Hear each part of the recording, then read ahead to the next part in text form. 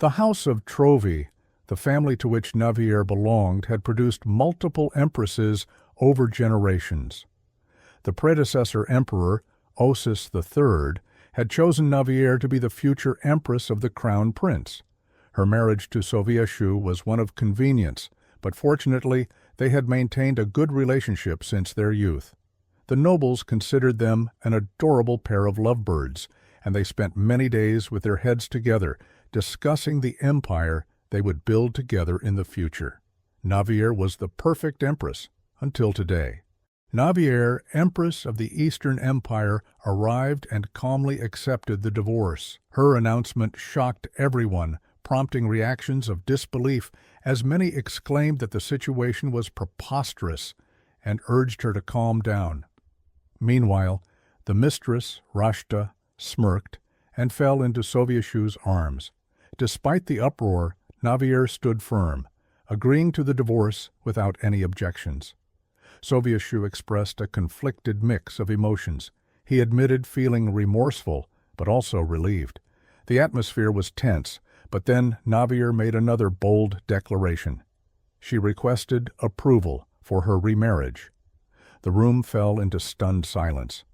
A remarriage? With whom? A knock at the door drew everyone's attention.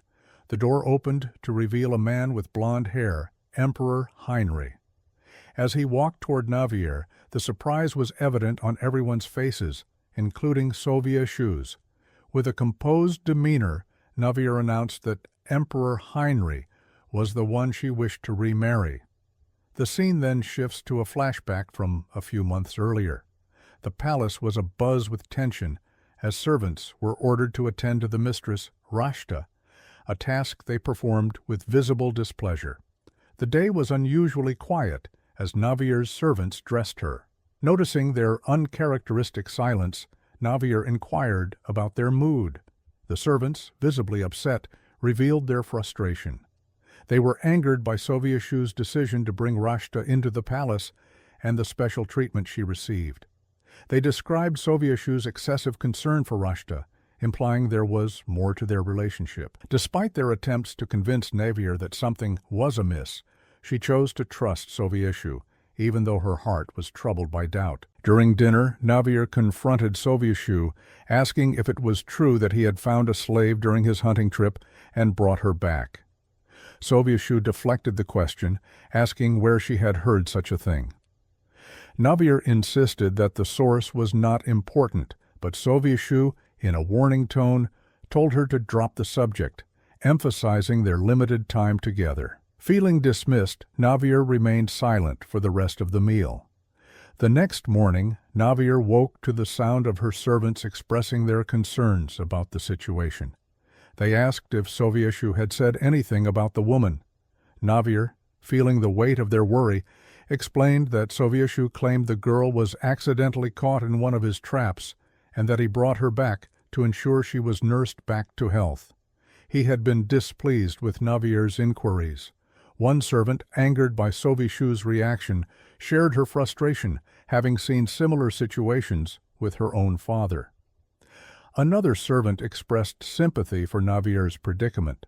Navier recounted her mother's advice, that she mustn't be hurt if Sovieshu took a mistress, as it was a common occurrence among royals.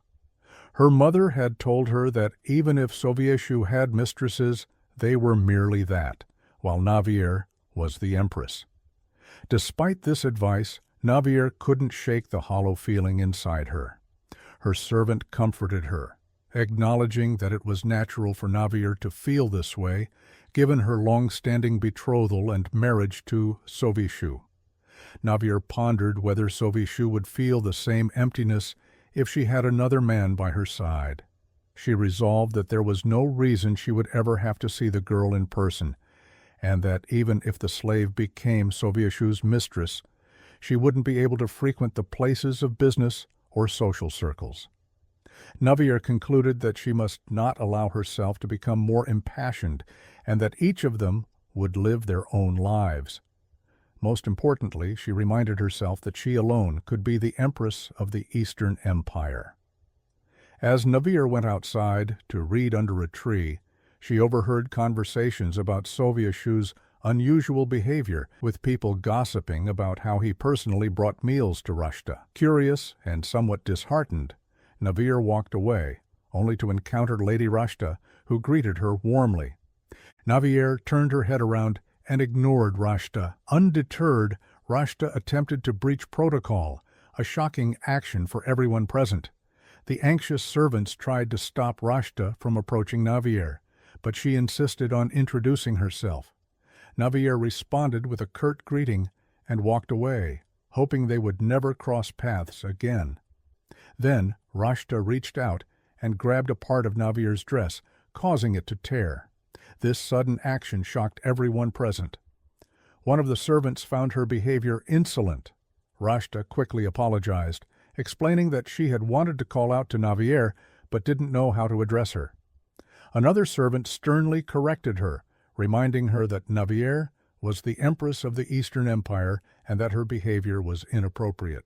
Rashta insisted she knew who Navier was, which surprised the Empress. Smiling, Rashta reintroduced herself. Navier, barely concealing her irritation, acknowledged her, referring to her status as a slave. Her servant, sensing Navier's displeasure, clarified that Lady Rashta was not a slave. Navier, maintaining her composure, accepted this explanation, seeing no need to argue further. Rashta explained that she wanted to introduce herself properly since they would be seeing more of each other.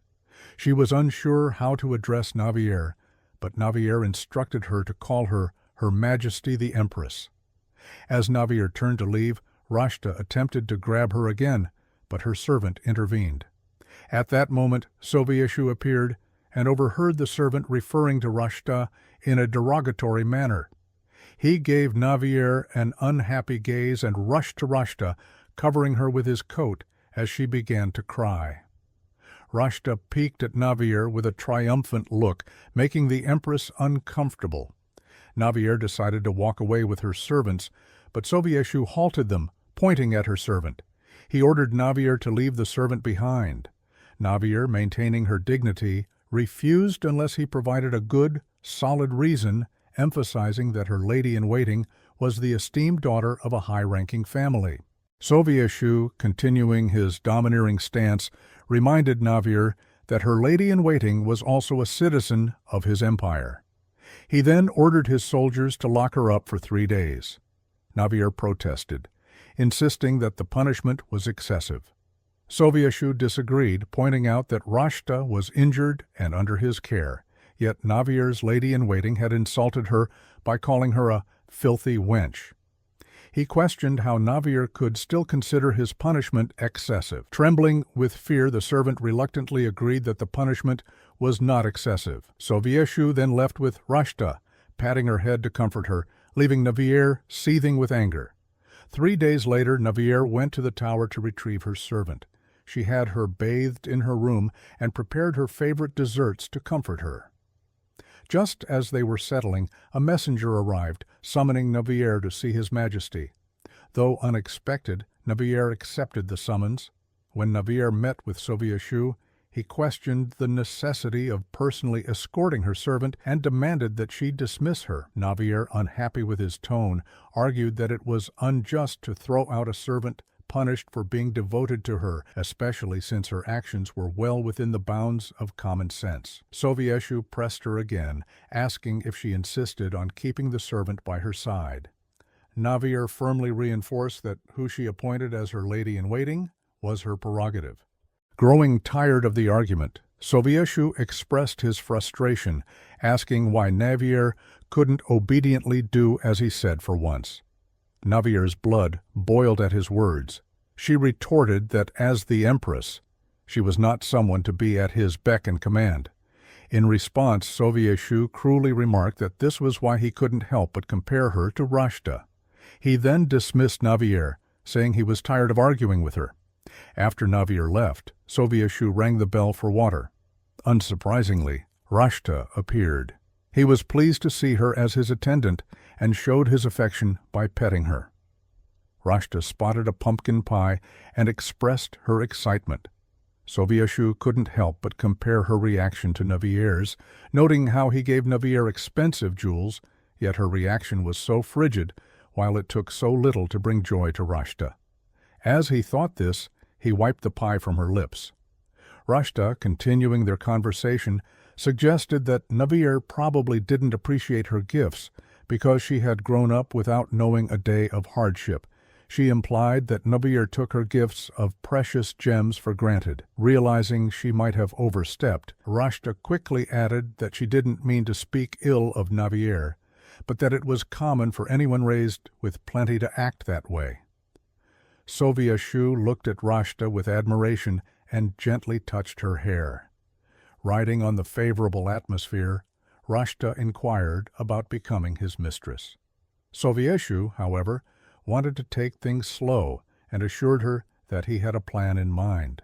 On a bright, shiny morning, news arrived that His Majesty had decided to appoint Rashta as his mistress. Navier calmly acknowledged the news, though her servant was outraged, pointing out that while Navier had been busy preparing for the New Year's ceremony, Soviet-Shu had been preparing to take Rashta as his mistress. Navier had been steeling herself for this moment, but was surprised at how quickly it had come. She maintained her composure and inquired about the timing of the appointment. Her servant sighed and mentioned that, according to rumors, it would happen as soon as possible, before the New Year's ceremony. Meanwhile, in the reading room, Rashta and one of Soviet-Shu's servants were dealing with the document that would make her officially Soviet-Shu's mistress. The servant explained the process. The Prime Minister would hand His Majesty the notarized document. Soviet-Shu would sign it first, and then Rashta would sign below him. However, Rashta struggled with writing her name, revealing that she did not know how to write. The servant reassured her that it was nothing to be ashamed of and offered to teach her how to write her name. He also mentioned that the Empress might send her a welcome gift, as was customary, to show recognition and acceptance of the mistress into the royal household. This made Rashta happy, and she wondered if Navier would give her a gift. Navier, however, decided not to give Rashta a gift, much to the relief of her servants. She explained her reasoning. There were 3 main reasons for an empress to send a mistress a gift: if they were friends, if the mistress was a high-ranking noble, or if the mistress was of the same bloodline as the empress. Rashta did not meet any of these criteria, so Navier saw no reason to go out of her way to send her a gift. The servants then brought up a rumor about the prince from the Western Kingdom attending the New Year's ceremony. They heard that he was incredibly handsome, and that one look into his eyes could captivate any woman. However, he was also known to be stubborn, and was rumored to be involved with many women, yet had fathered no children. The servants speculated about the truth of these rumors and wondered if he was really coming. Navier, shocked by their curiosity, confirmed that although she couldn't verify the rumors, the prince would indeed be attending the ceremony. Just then, a servant entered, announcing that Grand Duke Rylan Roth of Winchester had sent his regards along with a gift of the finest silks in all the Eastern Empire. Navier noted that the Grand Duke was at it again, and instructed the servant to convey her gratitude, but to tell him that his regards were enough. The Grand Duke, an extended family member of Soviet-Shu, had no interest in the throne, but had a strong thirst for power. He regularly sent bribes in hopes of requesting special favors in return. As Navier was about to enjoy a sip of tea, the servant announced that Lady Rashta wanted to see her. Despite her reluctance, Navier granted the request. Rashta greeted her with a casual manner, expressing how nice it was to see her again. Navier, hiding her emotions as she had become accustomed to in unpleasant situations, congratulated Rashta on becoming a mistress. Rashta happily thanked her and said she had come to see her sister, the Empress. This startled Navier, and a servant spilled tea in surprise. Navier, shocked, questioned, "What? Sister?" Rashta continued, explaining that they were now sisters because they shared the same husband. Disgusted, Navier responded, "What?" Undeterred, Rashta asked if she could call Navier Big Sister from now on. Navier, maintaining a calm demeanor, questioned Rashta without expression. She made it clear that sharing the same husband did not make them sisters, and firmly rejected the notion of being called Big Sister. Rashta, taken aback by Navier's response, began to cry, asking if Navier disliked her. Navier explained that her feelings were irrelevant and that Rashta's new status as a mistress did not alter their relationship. Feeling the frosty glares of everyone around her, Rashta retreated and confided in a servant, claiming that Navier hated her. The servant, realizing Rashta had gone to see Her Majesty, was surprised and struggled to explain why that was inappropriate. As Rashta recounted her direct conversation with Navier, the servant was shocked by her forwardness. Later, as Navier was taking a walk in the garden, she noticed a feather floating down and caught it. She looked up to see a beautiful bird. As she approached, the bird flew down to her hand, with a note attached to its feet. Curiously, she opened the note, which read, "I am a guest from abroad who will soon arrive at the New Year's ceremony, and I write this note while drunk." Navier smiled at the playful message. Her servants, noticing her interest, suggested she write back. Amused, Navier penned a reply with a touch of humor. "Your bird has found its way to me. If it is able to find its way back, I shall be relieved, for it means it must be cleverer than its inarticulate drunk master." She tied the note back to the bird and released it. The bird flew back to a man who read the note and smiled, thinking to himself that if he wanted to see Navier again, he would have to cleverly find his way back to her. He mused, calling her "my queen" in his thoughts, intrigued by her wit and grace. Navier wondered if the bird would return. She hoped it would come back, as long as it didn't lose its way. While chatting with her servants about the bird, Navier opened her bedroom door to find Sovieshu waiting for her inside. He had requested a servant for Rashta, but finding a noble willing to be a lady-in-waiting proved difficult. Sovieshu blamed Navier for not participating in the search herself, and insisted she lead the effort to find a lady-in-waiting for Rashta. Reluctantly, Navier agreed to his request, given his insistence. Her servants were concerned for her. The fact that Rashta was not from a noble family made the search even more challenging, as ladies-in-waiting were typically from nobles of the same rank, or at most a rung or two lower. Navier's only option was to send invitations to all the noblewomen and their daughters for a tea party. On the day of the tea party, Navier made her intentions clear. She needed their help. Initially, the noblewomen were surprised but willing to assist. However, when Navier revealed that she needed a lady-in-waiting to attend to a soon-to-be mistress, their expressions turned to disgust. One noblewoman pointed out that Rashta's status as a runaway slave had been the subject of much gossip. Others expressed concerns that serving a slave would affect their own status. Navier had expected this outcome. Exhausted from the day's efforts, she lay in bed when suddenly the bird returned with a letter tied to its leg. The note read, "I'd like to think I'm a bit more intelligent than a bird. I've worked up from my drunken stupor now." Delighted, Navier replied, "It seems as if you haven't awoken completely. What is the bird's name?" She tied the message to the bird's leg and gave it a kiss for good luck. And just as she released it, Sovieshu came to see her and inquired about the search for his mistress's lady-in-waiting. Navier informed him that no one wanted to take on the role. He questioned why and accused Navier of spreading rumors about Rashta being a runaway slave. She looked at him in disbelief. Sovieshu confronted Navier, accusing her of benefiting from the rumors about Rashta and labeling her as a love rival. The words "love rival" broke Navier's heart. She retorted that Sovieshu was not her love, so Rashta could not be her rival. She expressed her exhaustion over the situation and asked not to be dragged into it any more before leaving the room. Navier went outside and cried. Suddenly the bird returned with another note tied to its leg. The note read, "Is such a thing needed? You may name it if you'd like." Gazing at the bird, Navier felt it sensing her sorrow. She confided in the bird, calling the place her secret crying spot. The bird gently patted her face, and in return, she gave it a kiss and named it Queen for its kindness and intellect. Hugging the bird before letting it go, she felt a brief moment of solace. The bird then landed in a forest and transformed into a man, who pondered the irony of being named Queen. Another blue bird transformed into a man and warned him to remember his position as an imperial highness. In the West Palace, Rashta sat on a chair belonging to Navier. She apologized and expressed her desire to become friends. Navier, with a calm yet pointed demeanor, suggested Rashta become friends with the next mistress that Sovieshu would take in after her. Rashta, puzzled, asked about the next mistress, to which Navier confirmed that there would indeed be another after her. That night, Sovieshu stormed into Navier's room, questioning why she had changed so much. She was confused and listened as he recounted Rashta's complaints about their conversation. Navier reminded him that his father had also taken multiple mistresses. He accused her of saying horrible things to Rashta without any pity. He slammed the door and left her in anger.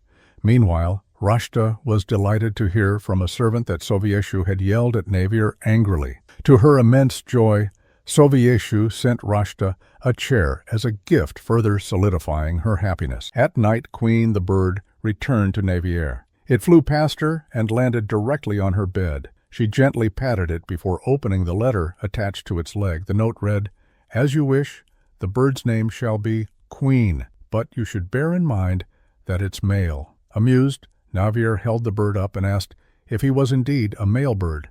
In an early morning, Navier and Sovieshu appeared together to greet guests who came to join the New Year ceremony. Prince Heinrich, first in line to the throne of the Western Kingdom and the subject of many rumors, arrived in an elegant carriage. Stories of his great cruelty and extraordinary beauty surrounded him. As he approached, Navier was struck by his appearance. Prince Heinrich knelt and kissed her hand, taking Navier by surprise with his graceful gesture. Later that night, the bird returned to Navier, bringing another message. She was happy to see Queen and read the note, which said, "I've arrived at the imperial palace. Can you guess who I am?" Puzzled and curious, Navier replied, "I'm not sure who you are. Do you know who I am?" On a heavy, rainy night, Queen returned once more. As Navier dried the wet bird, she opened and read the note. "The one who figures out who the other is first wins."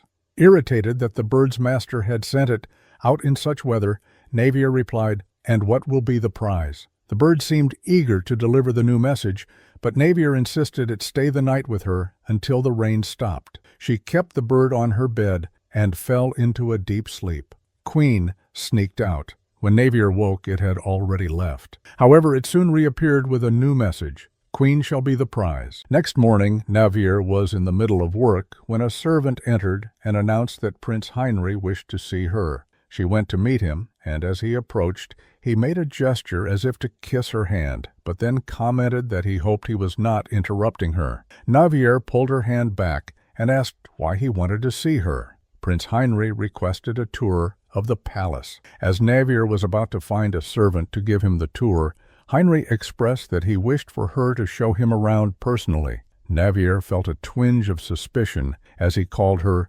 Queen, wondering if he could be the mysterious bird's master. Heinrich asked again if she would personally guide him, and Navier agreed, leading the way. As they walked, Navier asked if he had been to the South Palace. His reply surprised her.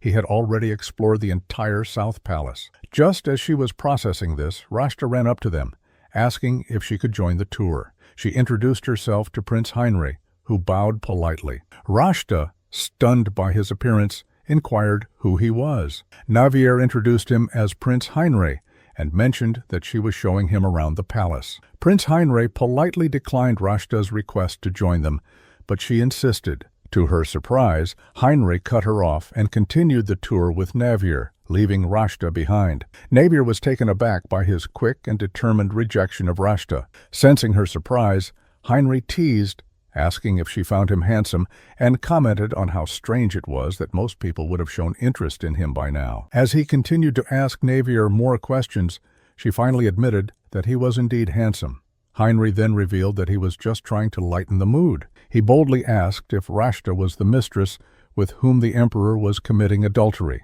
Navier was unprepared for such a straightforward question, but before she could respond, Heinrich remarked on how absurd it was for the emperor to stray when he had someone like Navier by his side. His candidness finally made Navier laugh. Later, as Navier was getting ready for the New Year's ceremony, she looked at all the notes and noticed Queen outside with its back turned, seemingly shy to see her changing. Navier had Queen deliver a note before the banquet, hoping to meet Queen's master. At the banquet, Navier and Sovieshu made their entrance together. As she scanned the room, she spotted Rashta, the mistress, also present at the ceremony. The sight of Rashta there fueled Navier's resolve to maintain her grace and poise, despite the ongoing turmoil in her life. Navier thought to herself that while mistresses weren't typically allowed to attend the celebration, Only those who were deemed qualified could, and Rashta did not fit that criteria.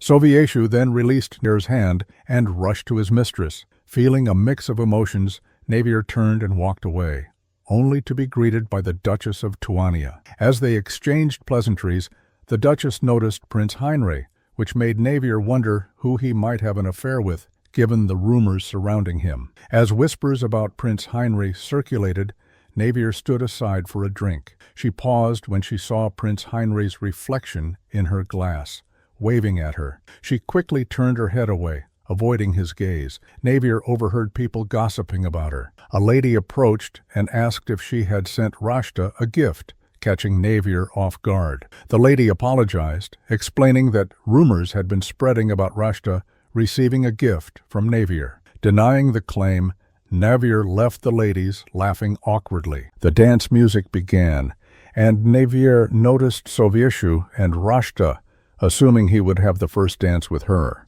Feeling sidelined, Navier stood alone until Prince Heinrich approached with a rose in hand, inviting her to dance. Surprised, she hesitated, but eventually accepted his invitation. As they entered the dance floor, Navier glanced at Sovieshu. While dancing, Heinrich acknowledged the spread of silly rumors and how quickly they could take root. Navier, grateful for his understanding, mentioned the rumor about her sending Rashta gifts and thanked him, adding that she wouldn't believe the rumors about him being a Casanova either. Prince Heinrich, taken aback by her straightforwardness, laughed. They continued to joke about the rumors surrounding them until the first dance ended. Rashta then approached and asked Prince Heinrich to dance with her, leading to a switch in partners. As Navier danced with Sovieshu, memories of their childhood together flooded her mind, the times he cared for her when she was injured and the moments they shared.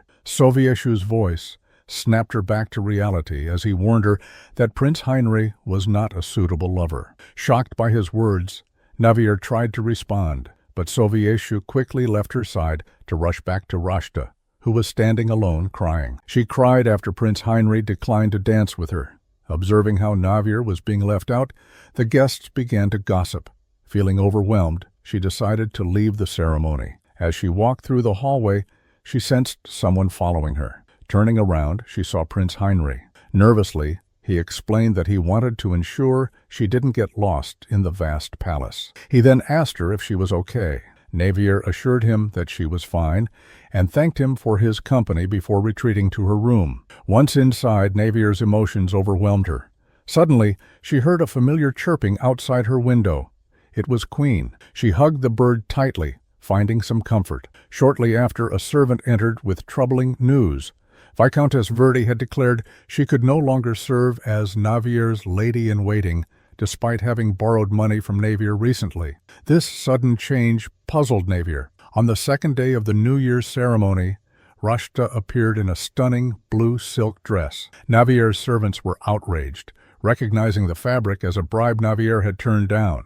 To add to the shock, Viscountess Verdi stood beside Rashta. Princess Circe of the Southern Empire nearby expressed her disdain for the institution of the Mistress, calling it a polite term for a woman with whom a husband cheats. Turning to Navier, she mentioned that Prince Heinrich seemed to be anonymously exchanging letters with someone. Navier's servants, intrigued, speculated that Prince Heinrich might be the one sending letters via Queen. Concerned about potential malicious rumors, Navier decided it was safer to remain anonymous friends with her pen pal. Meanwhile, Rashta and her servants discussed Prince Heinrich's announcement that he was searching for his secret pen pal. They speculated that Rashta might be the mysterious correspondent, which delighted her, although she denied it. Later that day, Viscountess Verdi thanked Rashta for inviting her to visit her salon. Noticing her discomfort, Rashta offered to let her return to Navier,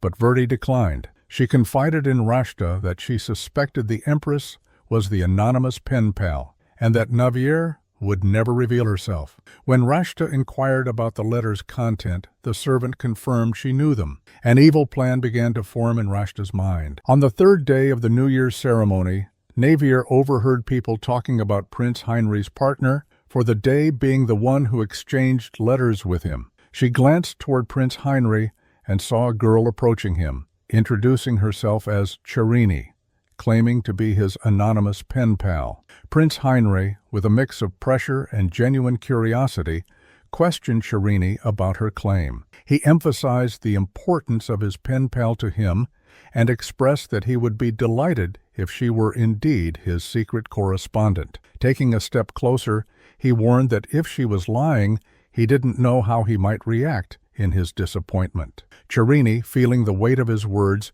remembered Rashta's assurance that she would be okay. As everyone watched, Prince Heinrich confronted Cherini, demanding to know why she had deceived him. He reminded her that he had been searching for a precious friend and questioned whether it was acceptable for a servant to deliberately fool royalty in the Eastern Empire. Cherini, tearfully, insisted she hadn't meant to deceive him. Heinrich pressed further, suggesting that her statements weren't entirely false and that she knew some of the letter's contents. He speculated that the real recipient was someone her master knew. Glancing pointedly at Navier, Rashta stepped in, commenting on Heinrich's perceptiveness and initially mistaking him as flippant based on the letters. When Heinrich inquired if Lady Cherini was her lady-in-waiting, Rashta confirmed and boldly claimed to be the person he had been searching for. Heinrich surprisingly accepted this without needing proof, though it was clear he saw through her lie. Navier's servants were visibly upset, but Navier calmed them, explaining that Heinrich likely knew Rashta was lying. What puzzled her was his willingness to go along with it. As Navier prepared for the final day of the New Year celebration, she noted the attention Prince Heinrich and Grand Duke Kaufmann would attract. Heinrich always drew attention, and Kaufmann, as a guest from a different continent, was also intriguing. Little was known about Kaufmann except that he was the Grand Duke of Luip, a desert nation and a top graduate from the Academy of Magic. While contemplating the lack of information on Luip court etiquette, Navier heard Rashta calling her sister. She acknowledged Rashta's correction and walked away, pondering why Rashta was present despite not being on the guest list. At the banquet, Navier was informed by a lady that Prince Heinrich treated Rashta kindly in front of the emperor. Observing from afar, Navier sensed the tension. Soviet-Shu was visibly upset with Prince Heinrich, who pointed out Rashta's mistakes. Heinrich stated he was offended by Rashta and her lady-in-waiting, despite Soviet-Shu's attempts to defend her. Heinrich found it odd that Rashta forgot half of the letter's contents, which led Rashta to accuse him of drawing a line due to her low social standing. Navier debated whether to clarify the situation, but Grand Duke Kaufmann's arrival provided an opportunity.